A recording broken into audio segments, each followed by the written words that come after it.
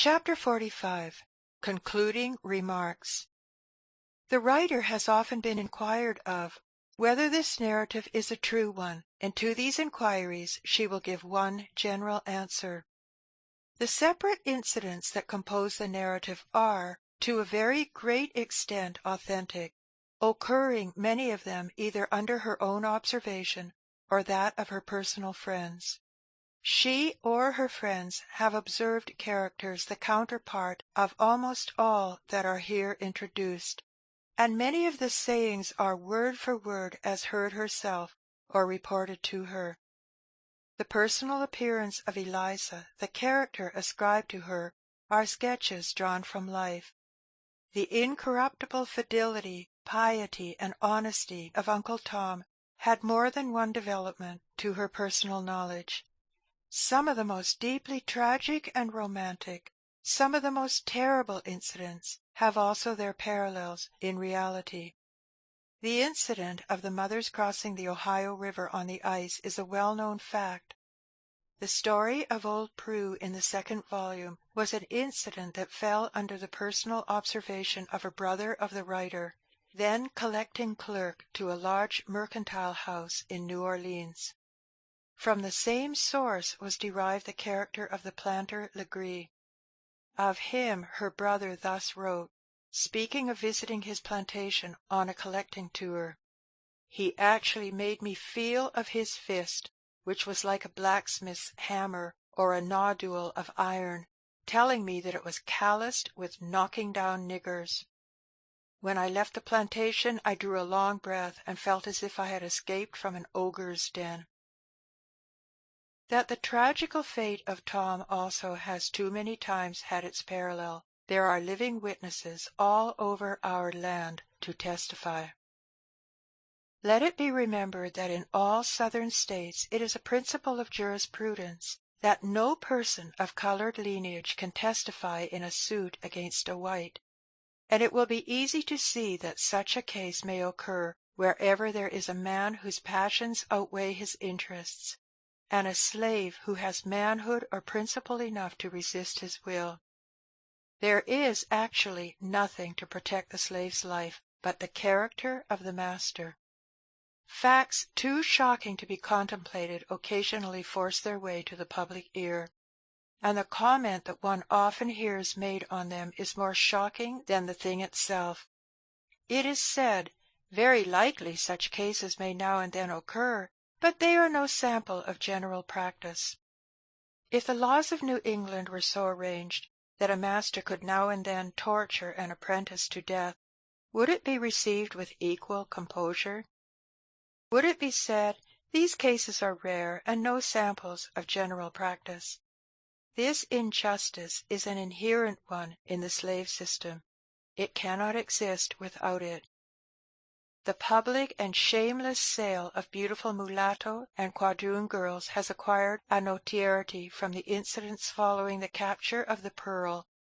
We extract the following from the speech of Honorable Horace Mann, one of the legal counsel for the defendants in that case.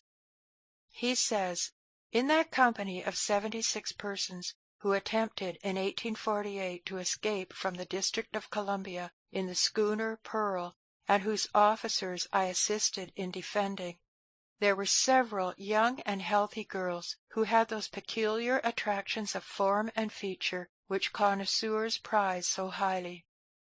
Elizabeth Russell was one of them. She immediately fell into the slave-traders' fangs, and was doomed for the New Orleans market. The hearts of those that saw her were touched with pity for her fate. They offered $1,800 to redeem her, and some there were who offered to give that would not have much left after the gift, but the fiend of a slave-trader was inexorable. She was dispatched to New Orleans, but when about halfway there God had mercy on her and smote her with death. There were 2 girls named Edmondson in the same company. When about to be sent to the same market, an older sister went to the shambles to plead with the wretch who owned them for the love of God to spare his victims. He bantered her, telling what fine dresses and fine furniture they would have. "Yes," she said, That may do very well in this life, but what will become of them in the next? They too were sent to New Orleans, but were afterwards redeemed at an enormous ransom and brought back. Is it not plain from this that the histories of Emmeline and Cassie may have many counterparts? Justice, too, obliges the author to state that the fairness of mind and generosity attributed to St. Clare are not without a parallel, as the following anecdote will show. A few years since, a young Southern gentleman was in Cincinnati with a favourite servant who had been his personal attendant from a boy.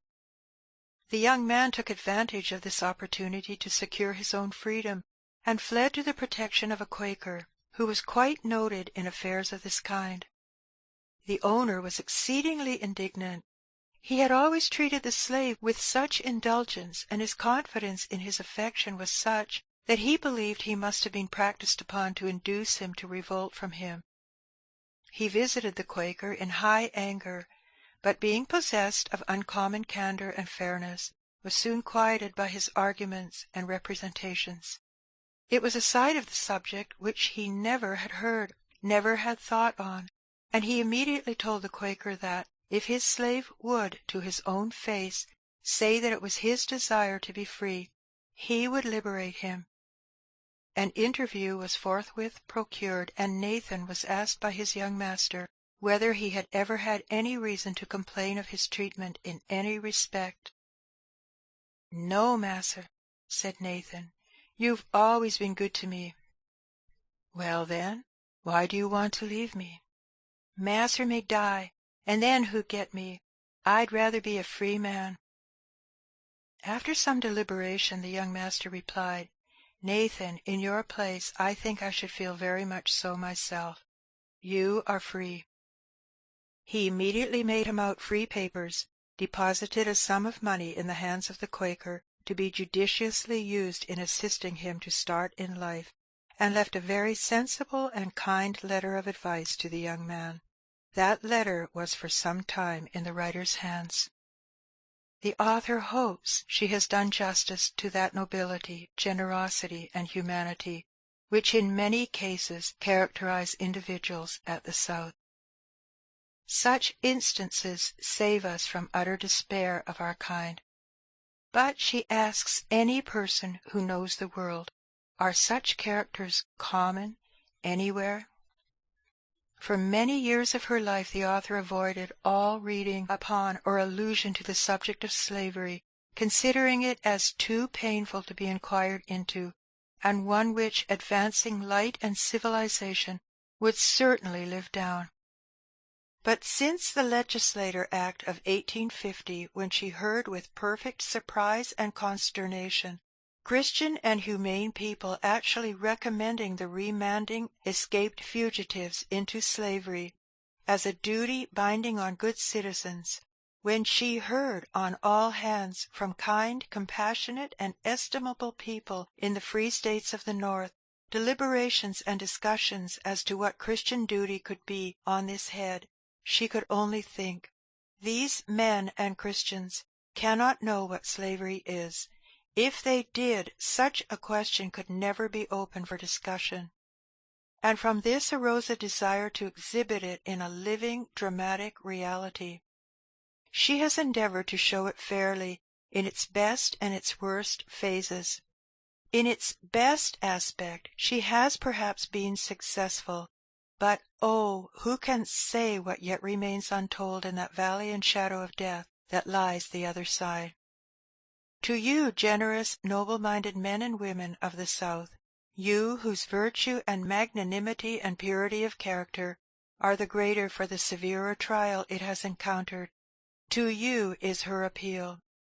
Have you not in your own secret souls, in your own private conversing's, felt that there are woes and evils in this accursed system, far beyond what are here shadowed or can be shadowed? Can it be otherwise? Is man ever a creature to be trusted with wholly irresponsible power?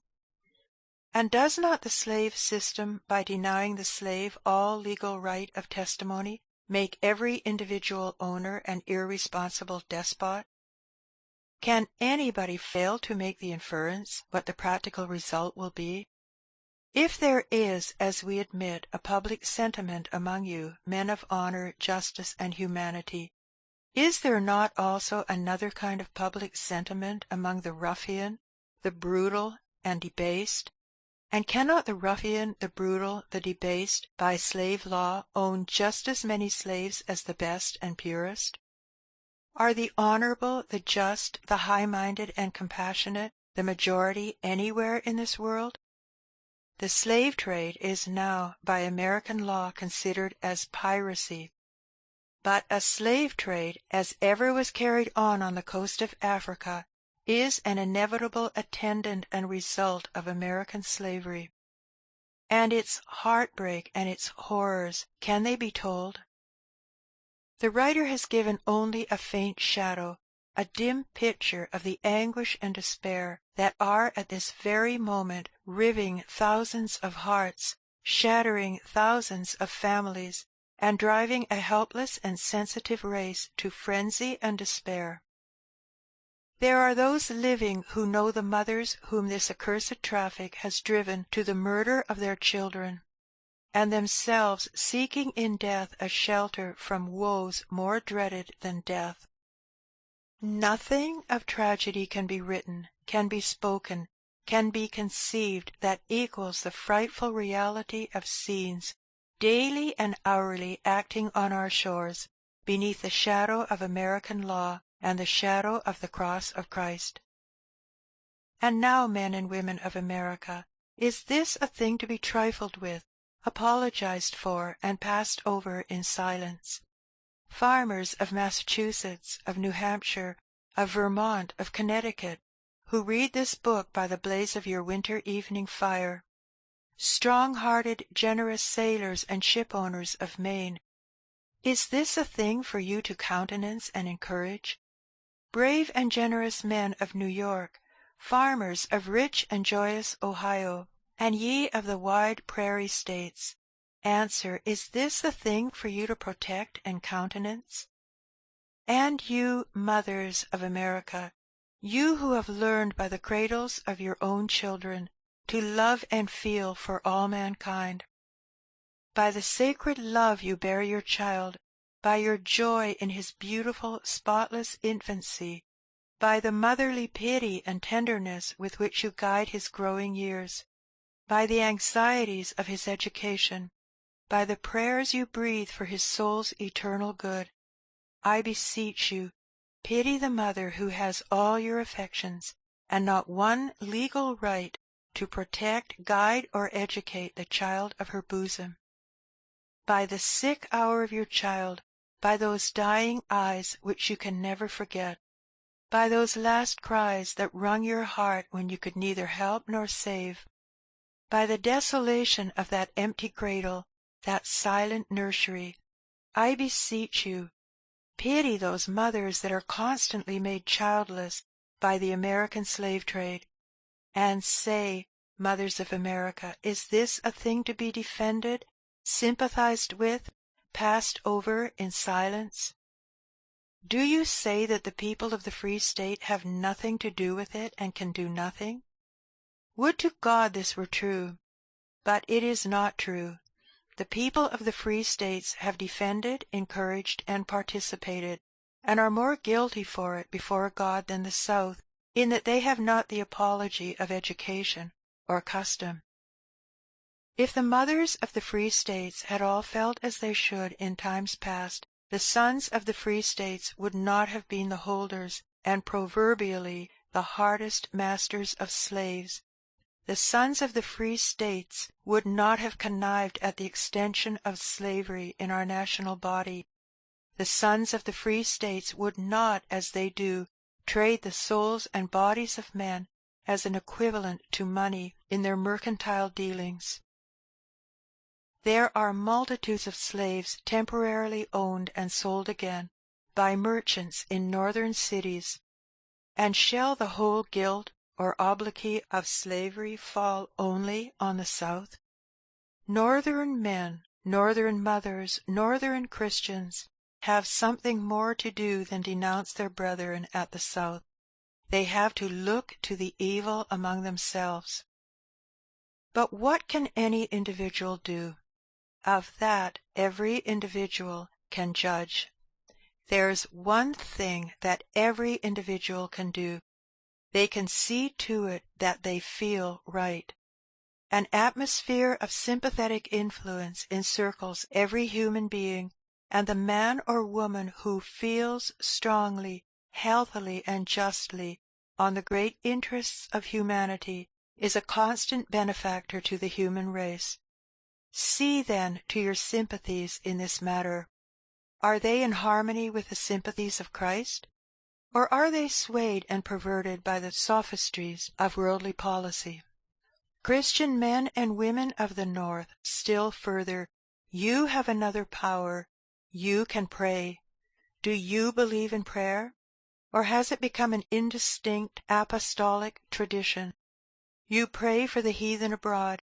Pray also for the heathen at home, and pray for those distressed Christians whose whole chance of religious improvement is an accident of trade and sale, from whom any adherence to the morals of Christianity is, in many cases, an impossibility, unless they have given them from above the courage and grace of martyrdom. But still more, on the shores of our free states are emerging the poor, shattered, broken remnants of families, men and women escaped by miraculous providences from the surges of slavery, feeble in knowledge and in many cases infirm in moral constitution, from a system which confounds and confuses every principle of Christianity and morality. They come to seek a refuge among you. They come to seek education, knowledge, Christianity. What do you owe to these poor unfortunates, O Christians? Does not every American Christian owe to the African race some effort at reparation for the wrongs that the American nation has brought upon them? Shall the doors of churches and schoolhouses be shut upon them? Shall states arise and shake them out? Shall the Church of Christ hear in silence the taunt that is thrown at them, and shrink away from the helpless hand that they stretch out, and by her silence encourage the cruelty that would chase them from our borders? If it must be so, it will be a mournful spectacle. If it must be so, the country will have reason to tremble when it remembers that the fate of nations is in the hands of the one who is very pitiful and of tender compassion. Do you say, we don't want them here, let them go to Africa? That the providence of God has provided a refuge in Africa is indeed a great and noticeable fact. But that is no reason why the Church of Christ should throw off that responsibility to this outcast race which her profession demands of her. To fill up Liberia with an ignorant, inexperienced, half-barbarized race just escaped from the chains of slavery would be only to prolong for ages the period of struggle and conflict which attends the inception of new enterprises.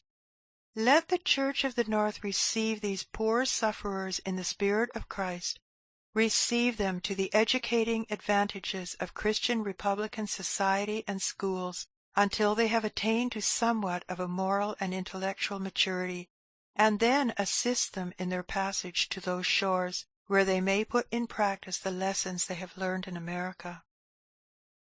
There is a body of men at the North, comparatively small, who have been doing this, and as the result, this country has already seen examples of men, formerly slaves, who have rapidly acquired property, reputation, and education. Talent has been developed which, considering the circumstances, is certainly remarkable. And for moral traits of honesty, kindness, tenderness of feeling, for heroic efforts and self-denials endured for the ransom of brethren and friends yet in slavery, they have been remarkable to a degree that, considering the influence under which they were born, is surprising. The writer has lived for many years on the frontier line of slave states, and has had great opportunities of observation among those who formerly were slaves. They have been in her family as servants, and in default of any other school to receive them, she has in many cases had them instructed in a family school with her own children. She has also the testimony of missionaries among the fugitives in Canada, in coincidence with her own experience, and her deductions with regard to the capabilities of the race are encouraging in the highest degree. The first desire of the emancipated slave generally is for education. There is nothing that they are not willing to give or do to have their children instructed, and so far as the writer has observed herself or taken the testimony of teachers among them, they are remarkably intelligent and quick to learn. The results of schools founded for them by benevolent individuals in Cincinnati fully establish this. The author gives the following statement of facts on the authority of Professor C. E. Stowe, then of Lane Seminary, Ohio, with regard to emancipated slaves now resident in Cincinnati, given to show the capability of the race even without any very particular assistance or encouragement. The initial letters alone are given. They are all residents of Cincinnati. B. Furniture maker, 20 years in the city, worth $10,000, all his own earnings, a Baptist. C. Full black, stolen from Africa, sold in New Orleans, been free 15 years, paid for himself $600, a farmer, owns several farms in Indiana, Presbyterian, probably worth $15,000 or $20,000, all earned by himself. K. Full black, dealer in real estate, worth $30,000, about 40 years old, free 6 years, paid $1,800 for his family, member of the Baptist Church, received a legacy from his master which he has taken good care of and increased. G. Full black, coal dealer, about 30 years old, worth $18,000, paid for himself twice, being once defrauded to the amount of $1,600, made all his money by his own efforts, much of it while a slave, hiring his time of his master, and doing business for himself. A fine gentlemanly fellow. W. 3/4 black, barber and waiter, from Kentucky, 19 years free, paid for self and family over $3,000, deacon in the Baptist Church. G. D. 3/4 black, whitewasher, from Kentucky, 9 years free, paid $1,500 for self and family, recently died, aged 60, worth $6,000. Professor Stowe says, with all these except G, I have been for some years personally acquainted, and make my statements from my own knowledge. The writer well remembers an aged colored woman who was employed as a washerwoman in her father's family. The daughter of this woman married a slave. She was a remarkably active and capable young woman, and by her industry and thrift, and the most persevering self-denial, raised $900 for her husband's freedom, which she paid as she raised it into the hands of his master. She yet wanted $100 of the price when he died. She never recovered any of the money. These are but few facts among multitudes which might be adduced to show the self-denial, energy, patience, and honesty which the slave has exhibited in a state of freedom. And let it be remembered that these individuals have thus bravely succeeded in conquering for themselves comparative wealth and social position, in the face of every disadvantage and discouragement. The colored man by the law of Ohio cannot be a voter until within a few years was even denied the right of testimony in legal suits with the white, nor are these instances confined to the state of Ohio. In all states of the Union we see men but yesterday burst from the shackles of slavery, who, by a self-educating force, which cannot be too much admired, have risen to highly respectable stations in society. Pennington among clergymen, Douglas and Ward among editors are well-known instances. If this persecuted race, with every discouragement and disadvantage, have done thus much, how much more they might do if the Christian Church would act towards them in the spirit of her Lord. This is an age of the world when nations are trembling and convulsed. A mighty influence is abroad, surging and heaving the world as with an earthquake. And is America safe? Every nation that carries in its bosom great and unredressed injustice has in it the elements of this last convulsion. For what is this mighty influence, this rousing in all nations and languages, those groanings that cannot be uttered for man's freedom and equality? O Church of Christ, read the signs of the times. Is not this power the Spirit of him whose kingdom is yet to come, and whose will to be done on earth as it is in heaven? But who may abide the day of his appearing? For that day shall burn as an oven, and he shall appear as a swift witness against those that oppress the hireling in his wages, the widow and the fatherless, and that turn aside the stranger in his right, and he shall break in pieces the oppressor.